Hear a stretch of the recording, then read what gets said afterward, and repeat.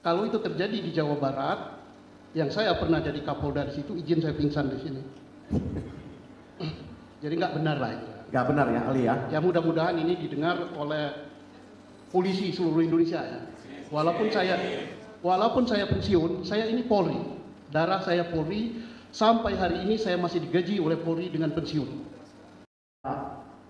Yang ditangkap tersebut, hasil keterangannya baru dibikin LP. Menurut ahli bagaimana dari kepolisian? Ya itu udah amburadul ya. Mengapa?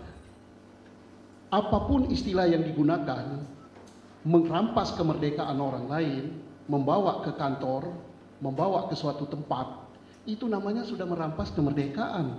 Nggak bisa pakai istilah mengamankan. Di UHAP itu nggak ada istilah mengamankan. Itu bukan tertangkap tangan ya. Bukan. Mengambil kemerdekaannya sudah diambil, dibawa ke satu tempat, ya bukanlah. Dan ingat, tidak semua anggota Polri boleh menangkap. Tidak semua anggota reserse boleh menangkap. Yang boleh menangkap adalah anggota Polri masih aktif, kemudian berdinas di bidang reserse dan diberi surat perintah. Nah, kalau dalihnya untuk mengamankan, apanya yang diamankan? Sudah ada perekaman. Jadi jangan dicampur adukkan antara penangkapan dengan pengamanan. Nah, kalau mau pengamanan ya kayak ada peristiwa keramaian atau ada sidang kayak gini, ya ada anggota polisi berdiri di situ yang ngamankan ya, tapi bukan menangkap. Ya.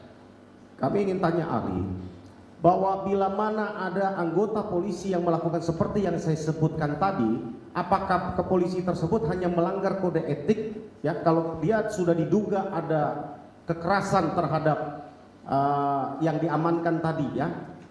Bukan hanya kode etik, kalau sudah melakukan kekerasan itu pidana. Tergantung tingkat kekerasannya.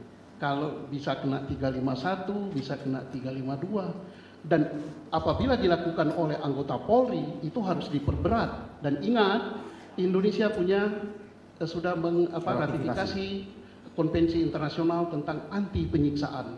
Karena dulu tahun 2002 berapa itu 12-an kita termasuk negara yang dikucilkan di dunia karena kita tidak meratifikasi masalah itu. Dan di Indonesia dikenal sebagai masih terjadi kekerasan-kekerasan oleh aparat. Nah, makanya kita meratifikasi itu. Jadi harus betul-betul itu dihargai gitu ya. Menurut pengalaman ahli dalam berdinas di kepolisian khususnya reserse, satu peristiwa tindak pidana apalagi diancam dengan hukuman mati ya maksimalnya dan minimalnya seumur hidup, dalam hal ini pasal 340 pembunuhan berencana, apakah harus disarankan atau kepolisian biasanya menawarkan untuk didampingi penasihat hukum kepada yang ditahan, yang diamankan? Tidak disarankan, tapi wajib hukumnya. Itu diatur di dalam UHAP. Kalau tidak dilakukan gitu, maka hasil pemeriksaan itu batal demi hukum. Dan sudah beberapa putusan pengadilan, ya ingat, beberapa putusan pengadilan membatalkan dan membebaskan terdakwa karena tindak pidana yang dilakukan diancam dengan hukuman 5 tahun ke atas. Dan pemeriksaan awal tidak didampingi, maka batal demi hukum. Itu amanat undang-undang.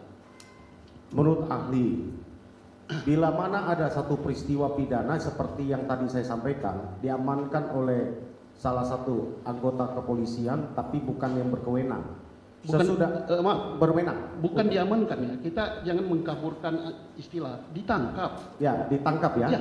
Nah, ditangkap oleh polisi yang tidak berwenang karena tidak dilengkapi surat ya, ya. Perintah untuk penangkapan, lalu mengadakan interogasi sendiri, ya diduga ada tadi penganiayaan sendiri tadi gitu ya, untuk mendapatkan pengakuan dari yang ditangkap tadi ya, dan kemudian dibuatkan LP, lalu dalam tempo 24 jam ya, kurang dari 24 jam, misalnya satu peristiwa ditangkap di pukul 16.00 ya, lalu si tersangka itu dilakukan interogasi, lalu 18.30 dibuatkan LP, pukul 20 sudah naik sidik, sudah ada sprintnya, pukul 21, 22 sudah keluar sprint penangkapan, yang ditangkap itu masih ada di kantor polisi semua. Ini bukan peristiwa tertangkap tangan nih.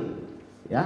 Lalu pukul 1 dan pukul 02 dini hari sudah diperiksa sebagai tersangka ya, dan dilanjutkan terus proses itu kurang dari 12 jam bahkan. Itu menurut ahli di dalam kepolisian apakah wajar, apakah diperbolehkan? Didampingi oleh pengacara? Tidak. Tidak ada. Ini bukan tertangkap tangan ya, itu LP. Ya, jadi ditangkap dulu baru bikin LP. Mudah-mudahan yang ditanyakan oleh penasihat hukum ini adalah ilusi kasus ya. Semoga tidak terjadi di Indonesia ya. Ya, mudah-mudahan ahli. Kalau ini terjadi di Indonesia dan terjadinya di Jawa Barat, dan saya pernah jadi Kapolda Jawa Barat, saya pingsan di sini. Jadi jawaban saya cukup itu. Ya karena salahnya udah banyak benar ya. Nangkap tidak punya surat perintah, bukan pada bagiannya, tidak didampingi advokat atau penasihat hukum atau pengacara, kemudian dipukul, kemudian di macam-macam lah yang menyedihkan. Kalau itu terjadi di Jawa Barat, yang saya pernah jadi Kapolda di situ, izin saya pingsan di sini. Jadi nggak benar lah itu. Nggak benar ya, ahli ya. Ya mudah-mudahan ini didengar oleh polisi seluruh Indonesia ya. Walaupun saya pensiun, saya ini Polri. Darah saya Polri, sampai hari ini saya masih digaji oleh Polri dengan pensiun. Jangan dicontoh kalau yang seperti itu ya. Mudah-mudahan tidak terjadi ya di Jawa Barat ya, ahli ya. Nah, Ya. Jadi seluruh Indonesia mudah-mudahan ini tidak terjadi. Sungguh ironis ya. Ya, karena kalau itu benar Pak Kapolri harus dengar. Pak Kapolri itu junior saya gitu. Saya tidak pernah menjadi senior mengajarkan yang itu.